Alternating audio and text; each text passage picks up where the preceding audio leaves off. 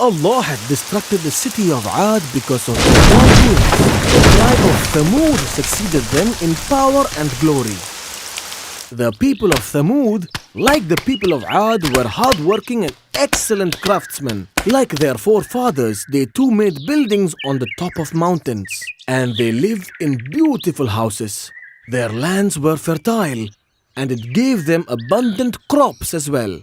But as their material wealth increased, so did their evil ways. The tribe was ungrateful to Allah subhanahu wa ta'ala, and its members did not worship Him. The rich and the luxurious became tyrants.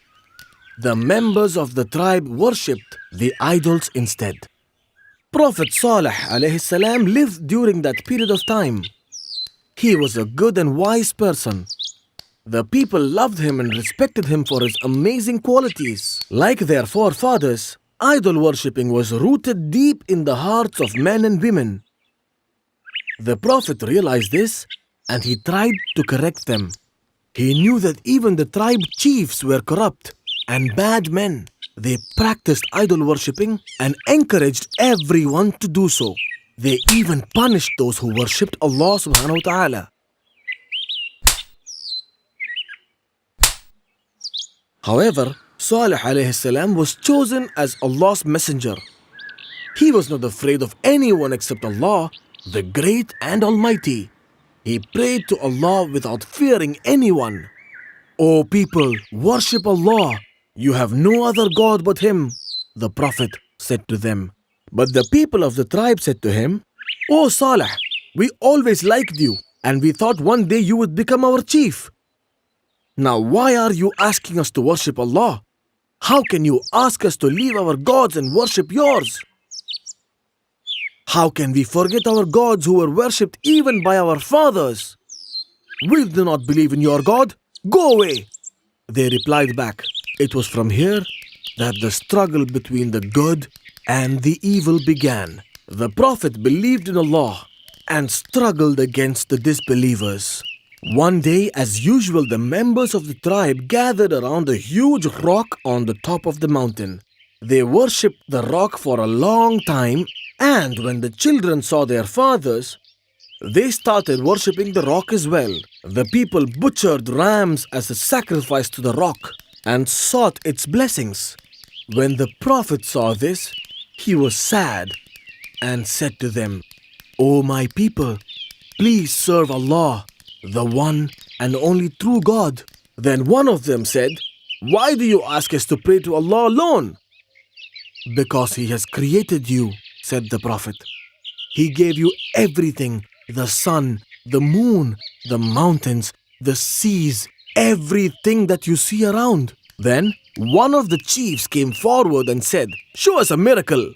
He said, Show us a miracle and we'll believe you. Then another chief came forward and said, pointing at the rock, Ask your Lord to make a living she camel out of that rock. Then another chief came forward and said, Yes, the camel should be pregnant too.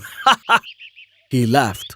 The Prophet thought for a while and replied, If Allah delivers this miracle, do you promise to believe in Allah as the one true God? Will you accept that I am His apostle?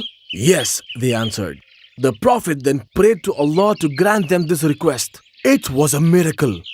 At first, the people heard the sound of rocks breaking apart. Then suddenly the rock fell apart and there it was, a beautiful she camel. It was huge and it was pregnant too. When people saw the she camel, they were amazed. They couldn't believe their eyes. Some people believed what they saw just instantly, but some, especially the rich and the powerful, thought that this was magic. The Prophet prostrated before the camel as it was Allah who brought the she camel out of the rock with His glory. Few other people prostrated before the camel as well, as they now believed in the power of Allah. They had seen a great sign before their eyes. What the Prophet said was true. They said, Allah is the true God. But even now the number of believers were very few. The others' mind was still corrupted. and refused to believe in Allah subhanahu wa ta'ala. The she camel became the symbol for Saleh alayhi salam's message. It became the symbol of Allah subhanahu wa ta'ala. After 3 days, the she camel gave birth to a lovely young he camel. The young camel always followed his mother. It stayed behind its mother calmly, and she looked after her son fondly. Very soon, the she camel and her son became symbols for affection and mercy. When the people of the tribe saw it, they said, "This is Saleh, she camel." Then the Prophet said to his people, "O my people, worship Allah. There is no God but Him. This is a clear sign from your Lord. This she camel is a sign for you. So leave her to graze on Allah's earth. Be careful not to hurt it. If you do that, then Allah will punish you." Days passed, and the she camel grazed in the green pastures of Thamud. It ate the plants from the valley and drank water from the well. The she camel was so huge that it drank lots and lots of water. And while it was drinking water from the well, no other animal or people could go near the well. The she camel nursed the newborn fondly. She gave him her milk. When the people of Thamud saw the milk, their mouths watered. They hurried to the Prophet. "The camel's milk may be blessed," they said to him. "The baby camel is not going to have all of it. So please let us have some of the she camel's milk," they requested. The Prophet thought for a while, and he said that they were allowed to have the milk of the camel by Allah's grace. However, he asked them to share the water with the camel. He told them that one day they could have the milk of the camel while she drank water from the well. And on the second day, he told them to leave the milk for her child. The people agreed to the Prophet's suggestion. The camel gave plenty of milk and it covered the needs of the entire Thamud. At first, the people were happy and content. But soon, the disbelievers started raising their voices. They hated the Prophet for turning people away from their idols. And their hatred now turned towards the blessed she camel. The tribe of Thamud was divided into 2 parts now. First was the Muslims who believed in Allah and His Prophet. And the second were the disbelievers who thought the Prophet was lying. The disbelievers mocked at the Muslims. They mocked at their beliefs. "Do you believe that Saleh is the Prophet of God?" "Yes, we believe in his message," they answered. "We believe Allah is the true God." But the disbelievers openly denied Allah subhanahu wa ta'ala. They were the rich and powerful men of Thamud. Some of the chiefs were against the Prophet too. They knew that the Prophet was a danger to their beliefs.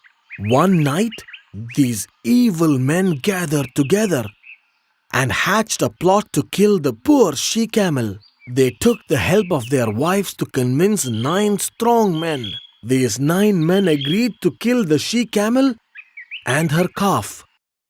Next day, they kept watching the camel closely, observing all its movements. As the she camel came to drink water at the well, one of the men shot its leg with an arrow.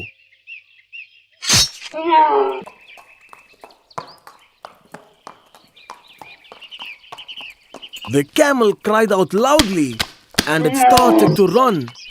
But the poor animal couldn't because of the arrow stuck in its leg. Then the others followed the camel and struck it with a sword on the other leg. The poor animal fell down crying. All of them used their swords to pierce the animal and finally it was dead. The killers were given a hero's welcome, cheered with songs and poetry.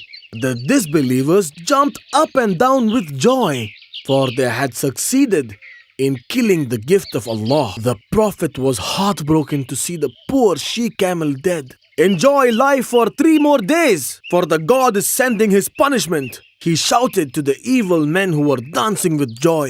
"Why 3 days?" they asked. Let the punishment come as quickly as possible, they said arrogantly. The Prophet once again tried pleading with them. My people, why do you follow the evil ways? Seek forgiveness from Allah so that you may receive His mercy. But they didn't listen to him and continued their celebrations. The evil men then plotted to kill the Prophet as well. But Allah saves the Prophet and his followers from their wicked plans. Heavy-hearted, they left the land of evildoers and moved to another place. And the day for the punishment arrived, as the Prophet had warned.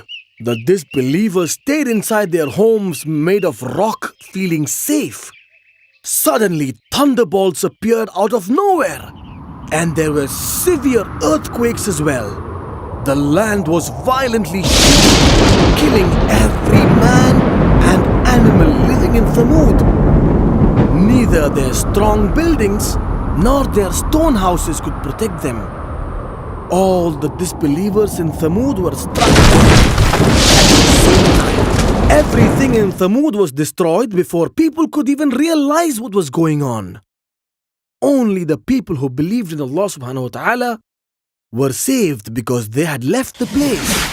وإلى ثمود أخاهم صالحا قال يا قوم اعبدوا الله ما لكم من إله غيره هو أنشأكم من الأرض واستعمركم فيها فاستغفروه ثم توبوا إليه إن ربي قريب مجيب. قالوا يا صالح قد كنت فينا مرجوا قبل هذا أتنهانا أن نعبد ما يعبد آباؤنا وإننا لفي شك مما تدعونا إليه مريب. قال يا قوم أرأيتم إن كنت على بينة من ربي وآتاني منه رحمة فمن ينصرني من الله إن عصيته فما تزيدونني غير تخسير.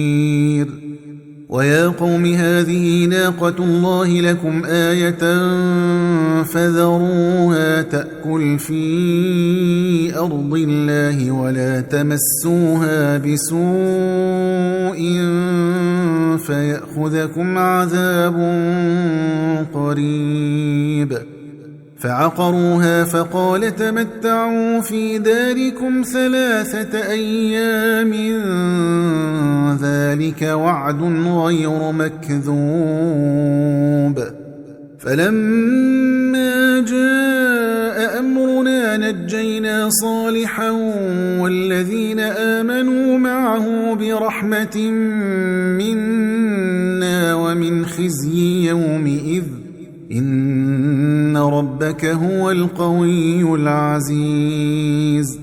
وأخذ الذين ظلموا الصيحة فأصبحوا في ديارهم جاثمين كأن لم يغنوا فيها ألا إن ثمود كفروا ربهم ألا بعدا لثمود.